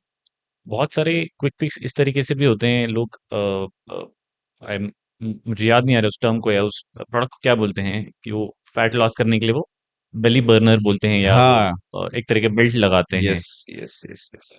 Are those really effective? I don't think so कि उस लेवल तक वो इफ़ेक्टिव है। देखिए किसी चीज़ अच्छी चीज़ का बहुत ज़्यादा एडवर्टाइज़मेंट करने की ज़रूरत नहीं होती। हुँ, तो आप ये भी समझ सकते हैं कि जितना एडवर्टाइज़मेंट में पुश किया जा रहा है, हुँ। तो वो एक बहुत बड़ा अपने आप में वो ही लोगों के आंसर माइंड करता है, पे हाँ, माइंड काम पे कर का। रहा है। तो ओके। देखिए हर चीज़ घूम फिर के हुँ, स्वयं पे आती है। एक फ़िटनेस का रूल है हमारा 80-20 रूल, हुँ, हुँ, जिसके बारे में आप सभी लोग जानते हैं। करेक्ट। 80% रोल हमारा डाइट का होता है, फूड का होता है। हुँ, 20% रोल हमारा फिज़िकल एक्टिविटी का होता है। तो सबसे पहले हमें अपने 80% को जो बिगर पोर्शन है उसको उसको बैलेंस करना टारगेट है। करना है। तो हमारे डाइट को आपको ठीक रखना है और 20% फिज़िकल एक्टिविटी करना है। 20 को आपको नज़रअंदाज भी नहीं करना है, ह नहीं स्मॉल करना है, मैंने पोर्शन। बोला ना कि सबका राइट प्रोपोर्शन इम्पोर्टेंट है। बलून का यूसेज होता है स्टमक में for curing purposes, how does that work? देखिए एक गैस्ट्रिक बलून करके एक टेक्नीक अवेलेबल हुई है। हम्म, तो ये जो हम अभी तक बात कर रहे थे ओबेसिटी के बारे में, या ये उन लोगों के लिए कि जो ओवरवेट कैटेगरी में, बेसिकली नॉट ओबेसिटी। तो अगर हम so there is a obese difference yes there is between a overweight difference. And obesity. Yes, so basically हमारा बीएमआई होता है, that is body mass index. Generally और भी कई तरीके होते हैं नापने के, बट ये सबसे सिंपल तरीका होता है कि अगर आपका बीएमआई 25 तक है तो आप नॉर्मल कैटेगरी में है, ओके, 25 to 30 तो आप ओवरवेट कैटेगरी में है, ओके, और 30 के ऊपर आपका बीएमआई है तो आप ओबेसिटी कैटेगरी में आते हैं। क्रिटिकल तो मतलब आप हाँ, तो बीएमआई बेसिकली हमारे हाइट और वेट के रेशियो को अकॉर्डिंग होता है। अकॉर्डिंग होता है। इसका एक बहुत ही सिंपल एग्जांपल है, एक हमारे बॉलीवुड में बहुत अच्छा ब्यूटीफुल कपल है, अमिताभ जी और जया जी। हम्म, तो आज अगर हम 70 केजी वेट की बात करते हैं, हम्म, अगर 70 केजी वेट अगर हम जया जी की हाइट से देखेंगे तो वो ओबेसिटी की कैटेगरी में आ जाएगा। ओके, लेकिन वो अमित जी की हाइट चूंकि अच्छी है तो उनके लिए वो नॉर्मल वेट हो जाता है। तो ये हाइट और वेट का रेशियो बीएमआई होता है। ओके, तो over 30 is obesity and 25 to 30 is over weight category. Hmm, तो अभी तक ये जो हमने लाइफ स्टाइल और ये सब चीजों पे जो बात किया है, ये अगर आपका से ओवरवेट कैटेगरी में है तो आप इनको टारगेट करके कर सकते हैं। लेकिन बैलेंस कर जो सकते हैं। जिनका 100 केजी वेट है, 120 केजी वेट है, 150 केजी वेट है, that is called a morbid obese. Okay, तो उन लोगों के लिए हमें कुछ मेडिकल हेल्प की जरूरत लग सकती है। ओके, तो उसमें जैसे आपने गैस्ट्रिक बलून के बारे में बताया, गैस्ट्रिक बलून एक टेक्निक है जिसमें एक सिलिकॉन का बलून या गुब्बारा आता है, जिन्हें हम एंडोस्कोपी प्रक्रिया के द्वारा आपके ओके, स्टमक में ले जाके छोड़ देते हैं। हम्म, तो और उसको सलाइन से हम लोग फील कर देते हैं बलून को। ओके, आपका स्टमक का 50-60% एरिया ये बलून ऑक्यूपाई कर लेता है। अच्छा, तो अब चूंकि आपका इतना एरिया बलून ने ऑक्यूपाई कर लिया है, ओके, तो अब आप ज्यादा नहीं खा पाएंगे। वो आपके बॉडी में रहता है, यस, वो बॉडी परसिस्टेंट। में रहता है, हाँ वो। ओके, तो वो आपका 50-60% एरिया ऑक्यूपाई कर लेता है। तो आपका कम खाने में आपको भरे पेट की फीलिंग आने लगेगी। Oh, so okay, you become full with less food, hmm, और दोबारा आपको जल्दी भूख नहीं लगेगी, क्योंकि आपका गैस्ट्रिक एम्पटिंग मतलब आपका स्टमक से जो खाना आगे बढ़ता है उसको स्लो कर देता है। तो ओके। आपके स्टमक में फूड ज्यादा समय तक स्टे करता है, तो आपको दोबारा जल्दी भूख नहीं लगेगी। तो एक ये ऑप्शन है जो आपकी वेट लॉस जर्नी को स्टार्ट कर सकता है। बट ये जनरली क्रिटिकल जो लोग होते हैं उन्हीं को हाँ, ये जिनका वेट रिकमेंड काफी ज्यादा प्रिस्क्राइब है, करते हैं। ओबेसिटी कैटेगरी के लिए मैं बात कर रहा हूँ, ठीक जिनका है। काफी, तो उनको मेडिकल हेल्प की जरूरत होती है। हम्म, तो अगर कोई बहुत ही मॉर्बिड ओबीस है, जिनका बीएमआई 40 है या 45 है, उनके लिए फिर बेरियाट्रिक सर्जरी पे भी जाना पड़ता है, हम्म, जिसमें हम स्टमक का बाईपास क्रिएट करते हैं हम्म, या अलग अलग तरह के ऑपरेशंस भी करते हैं। तो जहां तक बलून का सवाल है, ये सिंपलर ऑप्शन है। जो अपना 15-20 किलो तक वेट कम करना चाहते हैं। हम्म, तो इसकी खूबसूरती ये है कि ये हमें नेचुरल पैसेज मुंह से डाला जाता है, हमारे शरीर पे कोई कट नहीं होता है, ओके और इसको 1 साल तक रखते हैं। 1 साल के बाद हम इसको निकालते हैं। तो ये रिवर्सिबल प्रोसीजर है। ओके। अगर हम जल्दी चाहें एक तो साल तक 1 साल तक जनरली हम इसको रखना रिकमेंड करते ओके। हैं। बाय द टाइम आपका वेट लॉस भी हो जाए और साथ ही साथ आपकी नई लाइफस्टाइल में आप सेट हो जाए। ओके। तो कुल मिला के बात तो आपके लाइफस्टाइल पे आके रुकने वाली है पर कि इसमें अगर कोई एक आपकी साइड इफेक्ट नहीं होता है? हाँ, देखिए कोई भी चीज अगर इफेक्ट है तो साइड इफेक्ट तो होना ही है। अच्छा, ऐसा संभव ही नहीं किसी भी चीज का। एवरी एक्शन है as a reaction, equal and opposite reaction. Equal and opposite reaction. So but advantages ज्यादा है। हमें तो रिस्क रिवार्ड इक्वेशन पे जाना रहता है कि भाई हमें एडवांटेजेस कितने और डिसएडवांटेजेस कितने हैं। जहाँ तक आपने साइड इफेक्ट्स के बारे में कहा, तो जनरली एक फॉरेन बॉडी हम अपने शरीर में डाल रहे हैं जो ऊपर वाले ने नहीं डाल के भेजी है हमें। तो शुरू के कुछ दिन इंटॉलरेंस होता है कि हमें थोड़ा नौशिया होता है, थोड़ा वॉमिटिंग लगता है, या हमें हल्का सा पेट दर्द हो सकता है, पर ये 5-7 दिनों में चीजें जनरली सेटल हो जाती है। यू गेट यूज्ड और to it. Yes, and it become subsides. So धीरे धीरे आप उसको एडजस्ट हो जाते हैं और वो फिर धीरे धीरे अपना वेट लॉस जर्नी स्टार्ट हो जाता है। तो एक तो ये प्रॉब्लम होता है। जनरली ये सिलिकॉन के मटेरियल के जो मेडिकल ग्रेड सिलिकॉन आता है उसके बने होते हैं, तो एसिड रेजिस्टेंट होते हैं, तो जनरली मेजर साइड इफेक्ट्स इसमें नहीं नहीं देखने में आते। आते। ओके। तो पेनफुल इट होता इज है? Generally it is not painful, क्योंकि हम इसको अंडर एनेस्थीसिया करते हैं। ओके। जब हम प्रोसीजर करते हैं तो मरीज को पेन नहीं होता, और जब हम इसको निकालते हैं तो भी ये पेनलेस होता है, क्योंकि अंडर एनेस्थीसिया ही हमें करना पड़ता है। करना। तो it is not a quick fix solution. That is the most important thing. It is a proper medical procedure. Time taking process. Yes, time taking process. Methodical सी प्रोसेस है देखिए, पूरा। कोई भी अगर बहुत क्विक होता है तो वो क्विक चले भी जाता है। True. Slow and study wins the race. Correct correct. So gradual आपका वेट लॉस होगा तो वो सस्टेन भी हो सकता है, क्योंकि अल्टीमेटली वेट लॉस करने के लिए एक बलून मेथड है जो आपको हेल्प कर रहा है आपकी प्रोसेस को स्टार्ट करने के लिए। तो बाय द टाइम अगर आपकी जो लाइफ स्टाइल गड़बड़ है उसको आपने ठीक कर लिया, जिसकी इंस्ट्रक्शन हम और हमारी डाइटिशियन टीम और सभी लोग देते हैं, तो आप अगर उसको फॉलो करते हैं तो आप बाद में अपना वेट भी मेंटेन कर सकते हैं। Okay okay. Next question I have is around, बहुत सारा ऐसा कंटेंट आ रहा है कि गॉल ब्लैडर सर्जरी जो है it's like a money minting machine है, डॉक्टर्स जबरदस्ती करवा रहे हैं। पर बिकॉज आप आज हैं हमारे साथ, I would like to understand कि क्या gall bladder surgery is really a money minting machine जो डॉक्टर्स कर रहे हैं, और अगर नहीं, सो आप ये भी बताइए कि गॉल ब्लैडर का एक्चुअली बॉडी में फंक्शन क्या होता है, and then you I am can like little surprise with dipping this on this. Question actually, कि इट इज सी देखिए क्या होता है कि आप डॉक्टर के पास क्यों गए हैं? आपके वो सिम्टम्स हैं। करेक्ट। डॉक्टर आपके घर नहीं आए हैं। नॉक नॉक, आपको गॉल ब्लैडर में प्रॉब्लम है क्या? आ जाइए, आ जाइए। सर्जरी करा लो। ऑल द फैक्ट दैट कि आप चल के स्वयं डॉक्टर के पास गए, मतलब आपको सिम्टम्स है। गॉल ब्लैडर बेसिकली हमारे बॉडी में एक लीवर के नीचे ऐसा नाशपाती या पियर जैसा ऑर्गन होता है, जिसका काम होता है बाइल को स्टोर करना, पित्त को स्टोर करना। इसका जो मैन्युफैक्चरिंग होता है या प्रोडक्शन होता है लीवर में होता है। लीवर गॉल ब्लैडर में जाके स्टोर करता है, और जब हमारा खाना स्टमक में आ जाता है वहाँ पे एसिड उसका पार्शियल डाइजेशन कर देता है। जब वो फूड आगे बढ़ता है तो गॉल ब्लैडर में कॉन्ट्रैक्शंस होते हैं, और वो बाइल जूस उस पर निकल के और फूड में मिक्स होके और फैटी फूड और इन सब के डाइजेशन में हेल्प करता है। ये हमारी बॉडी की एक नॉर्मल प्रोसेस करेक्ट। होती है। कुछ कुछ लोगों में वो स्टोन्स बन जाते हैं, गॉल ब्लैडर स्टोन्स बन जाते हैं। अब उसके होने के रीजंस भी होते हैं कि जो लोग प्रोलॉन्ग फास्टिंग करते हैं, क्योंकि गॉल ब्लैडर को स्टिमुलस नहीं मिलता है, प्रोलॉन्ग फास्टिंग से उसमें पानी कम कॉन्सेंट्रेशन होने पीना। लगता है, पानी कम पीना है, और ओबेसिटी है। कई जोग्राफिकल रीजन्स में कुछ जैसे पंजाब तरफ या चंडीगढ़ तरफ या दिल्ली तरफ कुछ जोग्राफिकल वेरिएशंस भी होते हैं। ओके। तो ऐसे बहुत सारे फैक्टर्स होते हैं। तो किसी भी कारण से अगर स्टोन्स बन जाते हैं गॉल ब्लैडर में, तो उसका कॉन्ट्रैक्शन कैपेसिटी खत्म हो जाता है। अच्छा। तो वो it is as good as it is not in your body, कि वो हम्म, है तो सही लेकिन कॉन्ट्रैक्शन नहीं कर रहा, काम नहीं कर रहा, लेकिन उसके कारण आपको दर्द हो रहा है, आपको इनडाइजेशन हो रहा है, आपको तकलीफ हो रही है।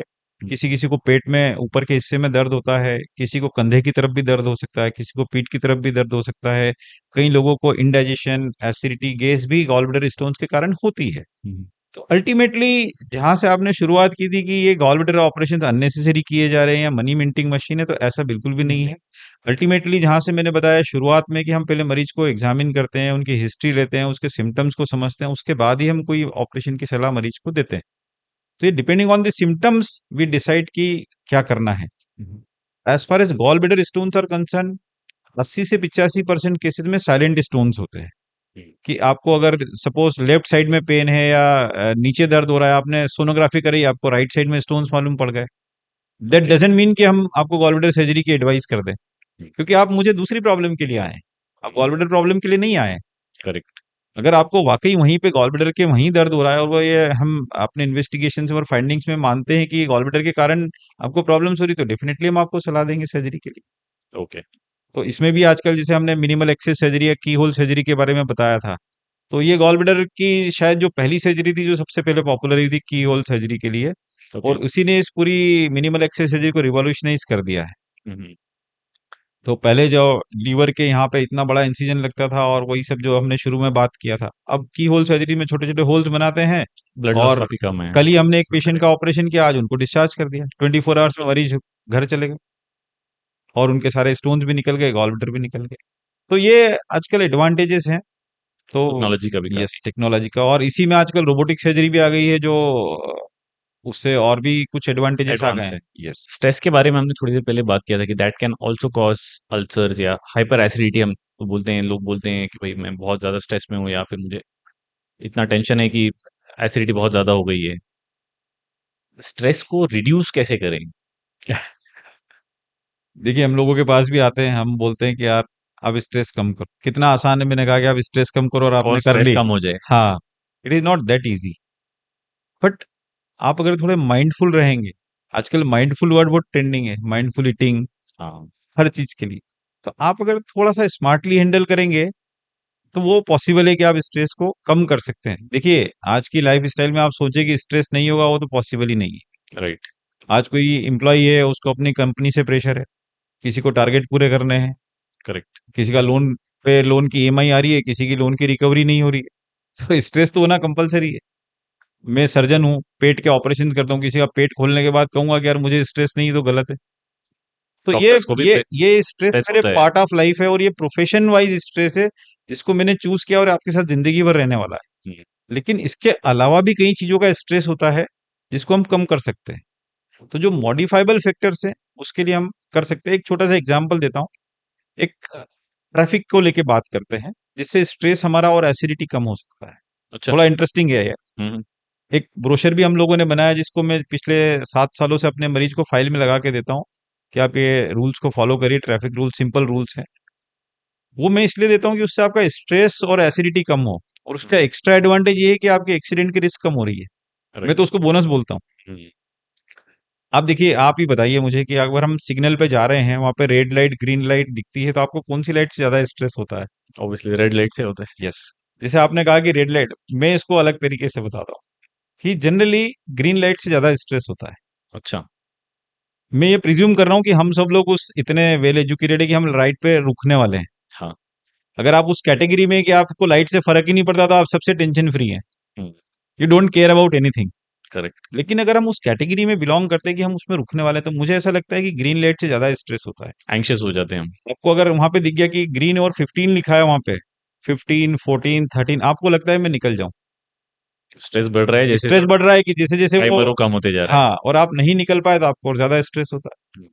तो देखिए, आप अपने आप से क्वेश्चन पूछिए कि आपको जाना कहाँ है और करना क्या है। आखिरी के 5 सेकंड में एक्सीडेंट का रिस्क सबसे ज्यादा होता है। सबसे ज्यादा क्योंकि टेंशन होता है उससे। टेंशन इसलिए होता है कि आपको तो राइट है कि मुझे निकलना है क्योंकि ग्रीन लाइट है, क्योंकि लेकिन आ चूंकि नहीं आज जाए। हमारा इंदौर शहर है, या आज पूरे इंडिया की बात करें कि हमारे हर सामने शहर के में भाई वैसे बंधु पहले से ही चालू हो जाते हैं, कोई इधर से आने लगता है, कोई उधर से आने पहले पांच लगता है। सेकंड में स्टार्ट हो तो जाते हैं। वो जो 4-5 सेकंड क्रूशियल होते हैं, तो मेरा तो ऐसा सजेशन है, जो मैं खुद भी फॉलो करता हूँ, कि मैं तो रुक जाता हूँ। और जनरली लाइफ में हमें कोई इमरजेंसी होती नहीं है, ये हमारे द्वारा क्रिएट की जाती राइट। है। मैं एज ए आई एग्री। मैं as a doctor Vishal Jain बात कर रहा हूँ आपको। बिल्कुल। तो मुझे साल में एक या दो इमरजेंसी होती है जिसमें मेरी जरूरत होती है कि मेरी लाइफ की सेविंग करना है मुझे मरीज की, तो मेरे लिए इमरजेंसी। अदरवाइज विशाल जैन को तो कोई इमरजेंसी है ही नहीं लाइफ में। तो ये हम अननेसरी क्रिएट करते हैं। आपको ऑफिस जाना है, आप 5 मिनट घर से जल्दी निकल जाइए। आपको आज ट्रेन पकड़ना है या आपको फ्लाइट के लिए जाना है, आप थोड़ा जल्दी निकल जाइए।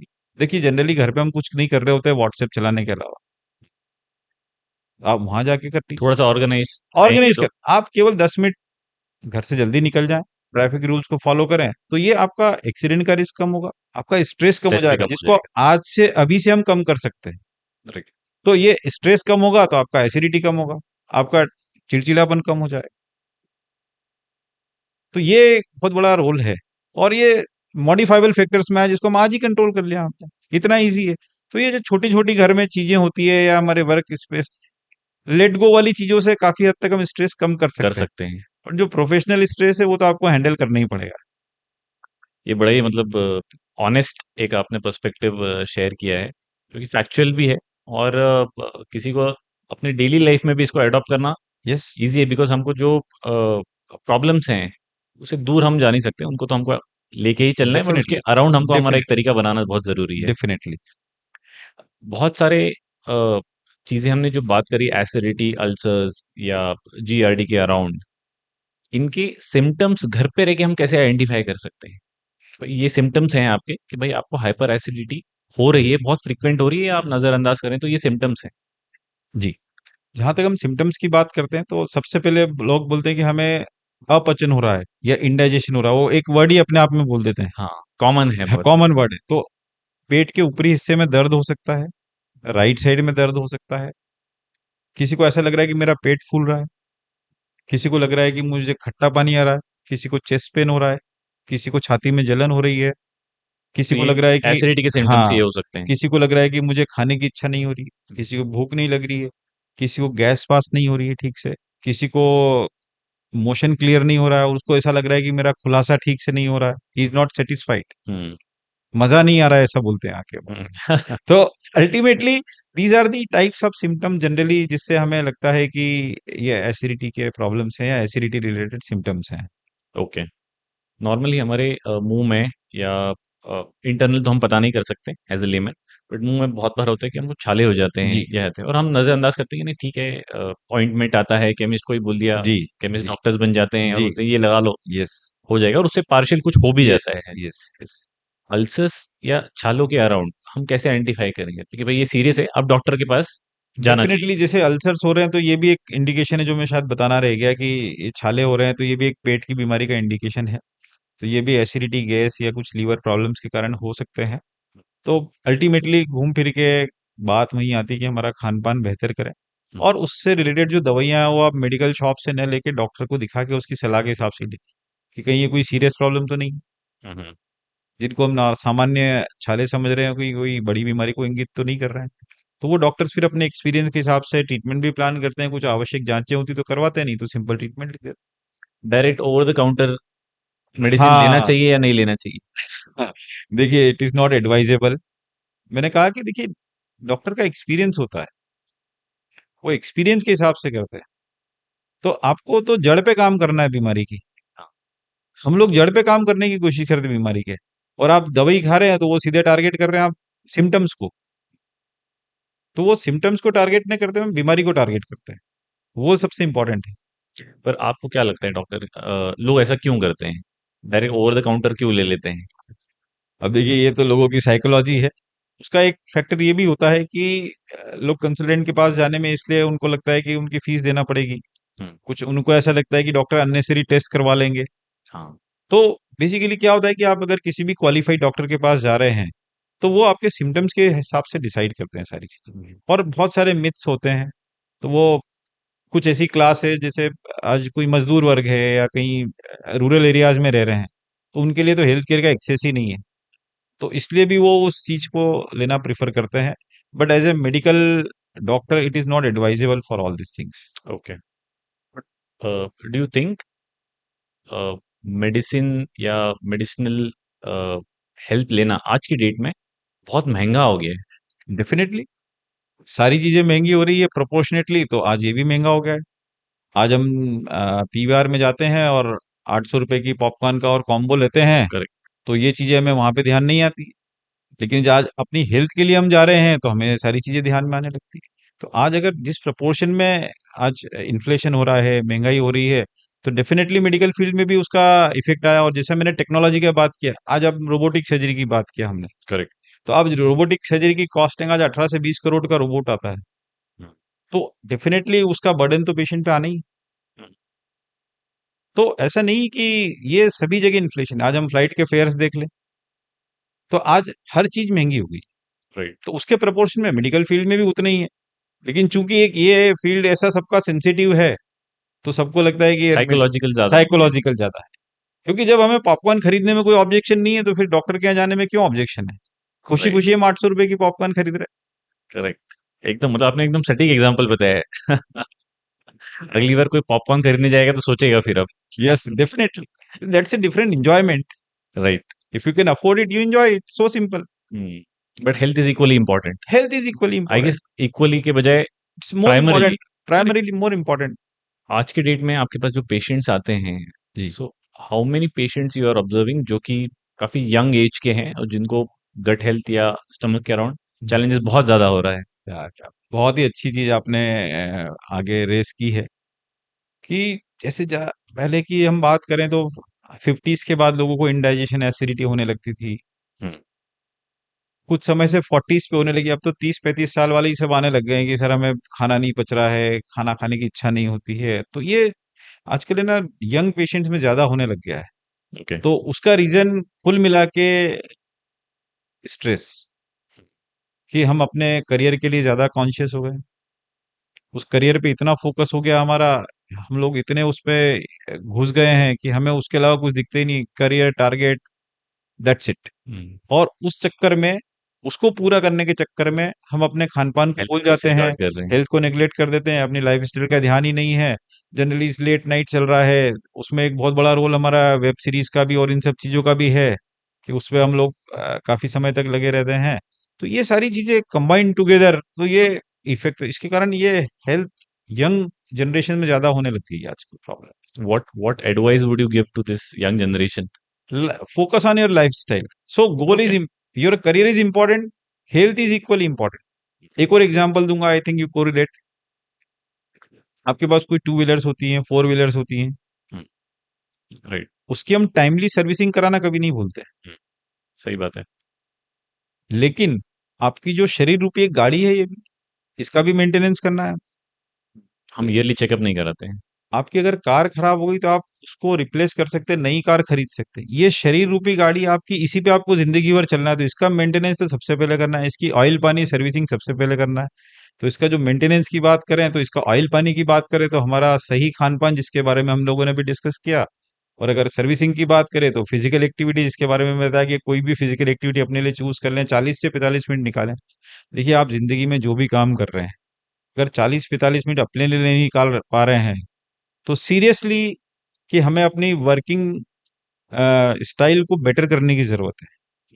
और जितनी जल्दी हम इस चीज को समझ लेंगे, उतना हम लंबा काम कर पाएंगे। क्योंकि गाड़ी का जितना अच्छा सर्विसिंग होता है, वो उतनी ज्यादा सर्विस देती है, उतनी लंबी चलती। Same holds true for our body. Right. आपके लाइफ में इन इंडिविजुअल कैपेसिटी आप क्या रूटीन फॉलो करते हैं for good health yes, of your stomach? Yes.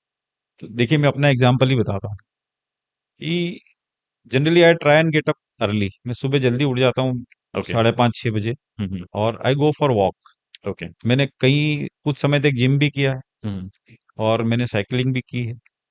और जैसा मैंने बताया कि कंसिस्टेंसी। एक एक्टिविटी आप चूज करिए जिसको आप लंबे समय तक कर सकें। तो मैं 40-45 मिनट वॉक करता हूँ। एक अच्छा हमारा ग्रुप बन गया है, थोड़ा हंसी मजाक हो जाती है, बातचीत हो जाती है, मेंटल रिलैक्सेशन भी हो जाता है, फिजिकल एक्टिविटी भी हो जाती है। So that laugh is important. तो एक ह्यूमन वो, कनेक्ट बहुत जरूरी यस, तो एक वो हो जाता है, फ्रेश एयर मिल जाती है। उसके बाद आके मैं ब्रेकफास्ट करता हूँ, करीबन 8 o'clock। है। तो ब्रेकफास्ट में फ्रूट्स इज वेरी इंपॉर्टेंट, जो जनरली हम लोग थोड़ा नेग्लेक्ट करते हैं, कि हमारे यहाँ हैबिट नहीं है। 2 या 3 फ्रूट्स लें, सीजनल फ्रूट्स हैं। उसके साथ कुछ एक फूड का आइटम ले सकते हैं आप, पोहा, जैसे इंदौर का फेमस है ही। पोहा में कुछ प्रॉब्लम, बहुत सारे लोग बोलते हैं पोहा से गैस बनती है। आप रोज राइट। खाएंगे तो प्रॉब्लम है। पोहा ले सकते हैं, उपमा ले सकते हैं, स्प्राउट्स ले सकते हैं, सैंडविच ले सकते हैं, ब्रेड ले सकते हैं, रोटी पराठा ले सकते हैं, सी जो साथ आपके घर में जो आपको अवेलेबल रेगुलर कुछ वेरिएशन होना चाहिए। तो आप एक वो लें। फिर अपना लंच टाइम में, जैसे मैं भी प्रेफर करता हूँ कि जैसे हमें ऑपरेशंस करने रहते हैं, मैं सर्जन हूँ जैसा मैंने बताया, तो सर्जरीज करते हैं, हम उस तरीके से शेड्यूल करने की कोशिश करते हैं कि भी हमारा एक लंच टाइम ज़्यादा गड़बड़ नहीं हो। किसी ऑपरेशन में समय लग गया, ज़्यादा लग गया, कम लग गया, बट ये रेगुलर नहीं हो सकता है, ऑकेशनली होता है, दैट इज फाइन, एक्सेप्टेबल। तो आपका लंच टाइम से ले आफ्टरनून में, जैसे कुछ आप चाय लेने की, मैं चाय का शौकीन हूँ, तो ऐसे आपको भी अगर शौक है तो आप चाय के साथ कुछ हल्का स्नैक्स ले सकते हैं, और डिनर अपना टाइम पे कर। तो ये मैं खुद के लिए भी फॉलो कर रहा हूँ, जो मैं आपको सजेस्ट कर रहा हूँ, और इट इज ईजी। एक बार आपके बस मसल मेमोरी में आ जाना चाहिए कि यार ये हैबिट्स में बन गया और मुझे करना है। Hmm, it is so easy. Late night parties में आप ज्यादा खाना अवॉइड करिए, जाना अवॉइड नहीं कर सकते हम लोग, हम्म। क्योंकि सोशलाइजेशन करना है, जाना है तो कोई। टाइमिंग ऑफ हाँ, ईटिंग इज इम्पोर्टेंट। हाँ, तो आप कब खा रहे थोड़ा हैं आप? घर पे कुछ हल्का सा खा लें, थोड़ा वहां खा लें, हम्म। तो आपका इमोशंस भी खत्म नहीं हुए हैं, आपका राइट। सोशलाइजेशन भी खत्म नहीं हुआ, और एट द सेम टाइम आपकी हेल्थ भी खराब नहीं हो रही। अब देखिए आजकल हमारी शादियों में हम लोग जाते हैं, कितनी फेट वेडिंग्स होती हैं, हम्म। कितना ऑप्शंस होते हैं, कितनी वैरायटी होती चार है। पांच अलग तरीके का क्यूजीन होता है वहाँ यस, पे। Yes, definitely. तो आप जो भी अपने कुछ इंपॉर्टेंट आइटम से आप चूज करें, वहां पे सैलेड्स काउंटर्स भी होते हैं, सूप काउंटर्स भी होते हैं, आप वहीं पे बैलेंस कर लें। हम्म। तो you have to smartly hack your mind. मुझे तो लगता है सैलेड काउंटर तो बड़ा सूना सा वीरान सा होता हाँ, है। होता है, लेकिन मेरा कहने का मतलब है कि आप दोनों को बैलेंस करने की कोशिश करें, हम्म। कि भी थोड़ा ये भी लें, थोड़ा तो आपका मन भी खराब नहीं हो रहा है, और आप इंजॉय भी सारी चीजें कर रहे हैं, और एट द सेम टाइम अपनी हेल्थ भी खराब नहीं कर रहे हैं। जनरली एक मैरिज या कोई पार्टी में हम लोग अपनी कैलोरीज का 4 टाइम्स कंज्यूम करते हैं, जो नॉर्मली अपने घर पे हम लोग यूज करते हैं। That's true. That's true. क्योंकि हम सो लोग बेटर सब है एक कि एक हम, थोड़ा थोड़ा टेस्ट करने की यस, कोशिश करते हैं। यस, यस, यस, तो जनरली उसको आप बैलेंस करें, और जितनी एक्स्ट्रा कैलोरीज कंज्यूम की, you have to burn it. Doctor, एक मिथ भी है जो बाहर है कंटेंट की दुनिया में, जहाँ लोग बोलते हैं रोबोट डॉक्टर से बेटर सर्जरी कर रहा है। क्या ये सच है? देखिए बहुत सारे मिथ हैं, एक की बात कर रहे हैं आप। मिथ ही मिथ हैं सब जगह। अब तो सब ये सब। बहुत अच्छा टॉपिक आपने एक बताया कि ऐसा आजकल रोबोटिक बहुत ट्रेंडिंग है, रोबोटिक सर्जरी। हाँ। तो एक सेंटेंस मैंने पहले यूज किया था, मेन बिहाइंड मशीन। राइट। तो पहले चीज तो ये डिसाइड करना है कि हमें किसकी सर्जरी करनी है। जैसे आपने गॉलब्लैडर का भी एक इशू लिया था, तो हम सिम्टम्स के और उसके ऊपर डिपेंड करते हैं कि हम किसकी सर्जरी सिम्टम्स पे करना करना है या कॉज पे है। करना हाँ, है? अल्टीमेटली तो एक वो इशू आता है। हम्म। रोबोट जो है, it's very good technology. It is there to help the surgeon.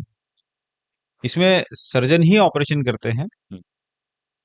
पर रोबोट उसको हेल्प करता है। तो उसका एडवांटेज ये होता है कि जो प्रिसीजन है वो बढ़ जाता है, ड्यू टू टेक्नोलॉजी। ओके। जैसे ही ऑन लाइटर साइड एक मरीज ने ऐसा कहा कि सर अगर रोबोट सर्जरी करता है तो हम आपको फीस क्यों दें। तो दैट्स अ मिथ जिससे आपने शुरुआत किया था। तो ये टेक्नोलॉजी में, जैसे हमारे लेप्रोस्कोपी सर्जरी में इंस्ट्रूमेंट हम लोग इंसर्ट करते हैं, आर्म्स रहती है, हमारा एक कैमरा आर्म होता है। हम्म। तो जो रोबोट रहता है वो कैमरा दिखाता है। तो जो ह्यूमन में थोड़ा सा एक वेरिएशन हो सकता है, वो रोबोट में ओवरकम हो जाता है। हाथ कभी अगर आपका हाँ, मूव हो गया या। दूसरा कि जो डिफिकल्ट एरियाज हैं, जहाँ पे जैसे आपका रिस्ट का मूवमेंट है, ये इतना ही मूवमेंट हो सकता है।